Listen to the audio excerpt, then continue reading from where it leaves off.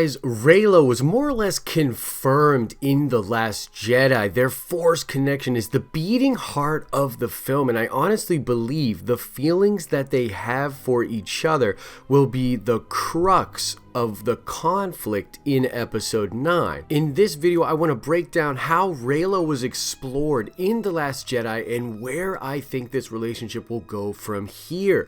Let's talk about it. What is up, YouTube? It's Josh. This is the Den of Nerds. If you love Star Wars the way I love Star Wars, subscribe to this channel. I'm going to be doing a ton of videos breaking down all of the craziness coming out of The Last Jedi. Oh, and shout out to Matt J. Hendricks, who got the nerd card question correct in my Reylo video. You definitely know your stuff when it comes to Star Wars, so shout out to you. Now, I want to talk about that Reylo video because many of you have watched that video, and I did that the day that The Last Jedi came out, and I talked about how that theory was the one I bought into the most, and it was more or less confirmed for me when I watched The Last Jedi, and I absolutely loved it. So I want to thank everyone who watched that video. It's one of those crazy things where, you know, I just thought, well, what video do I want to do on Star Wars Day? I'm actually incredibly busy right now, so I have a ton of videos that I'm working on, but just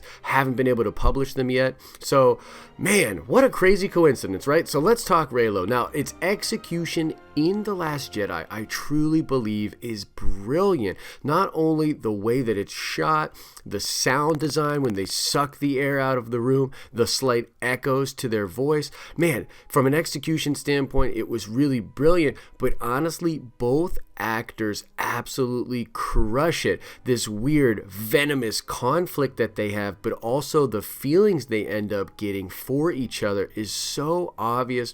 It's kind of subtly acted, but it's right there. I'm thinking particularly of the way Ben Solo moves his face and his lips when he talks to her. It's weird. He kind of goes back and forth from being this totally put together villainous person and being like super vulnerable when he's trying to get her to join him and different things like that. So there's a lot of goodness going on here. Overall, I thought it's really like the beating heart of the film. It makes so much sense to me.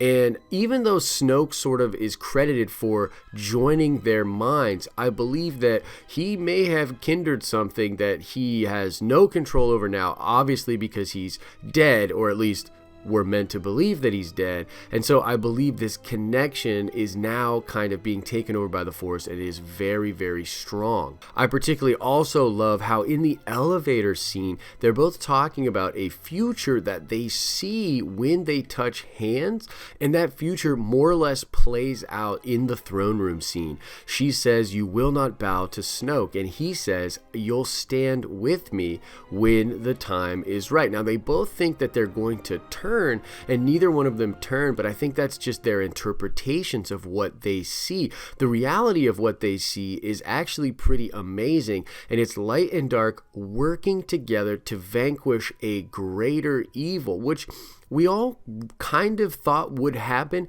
but definitely not in the way that it did. It was super surprising that they destroy Snoke and then they fight off those Praetorian guards. That scene is amazing, by the way. There's particularly a dope shot where she kind of leans on him and puts her hand like on his hip to sort of dodge an attack, and he knows that it's going to happen.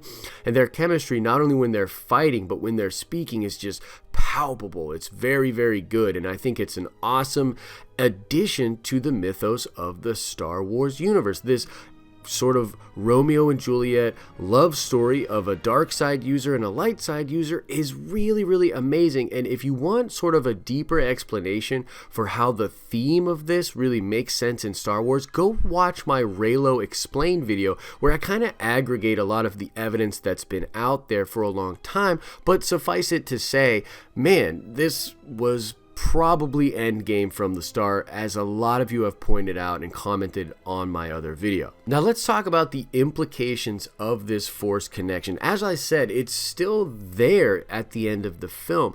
Even after Snoke is gone, they have one of those type moments, and I don't think that they're going to just completely abandon that in episode 9. In fact, I have a theory that they will sort of build their own Empire / Jedi Order things on their own, and yet occasionally have conversations together. I mean, it's a really interesting dynamic, and kind of all bets are off for it, but I believe there could be an opportunity for them to literally conceive a child in one of those Force type moment vision things, and then she could still carry on the Skywalker line. I described this in a podcast yesterday as just a one night kind of weakness of lust and connection sort of thing. And if they had a moment like that, it could be a way for them to have separate and very diametrically opposed positions in the war, and yet have one quiet moment. It's almost like in a fantasy novel, if she were to show up at the castle and sneak in, but not to kill him, just to have one night with him. And I know that's kind of weird and romantic, but when Kylo wipes the water from his cheek, it kind of makes us understand that in some way they are actually able to connect. It's very, very interesting. So I think that shot literally makes it possible that they could have a sort of immaculate conception and have literally what I guess you could call Force sex in one of those connections and conceive a child. I would definitely like that, as it would expand the lore, have a new Skywalker, and you could have this without Kylo actually being redeemed, because I think Rey could still turn him, but it will be sort of the end of him. He will be, I believe, sacrificed, just like Vader was. He's kind of doomed to repeat the cycle of his grandfather,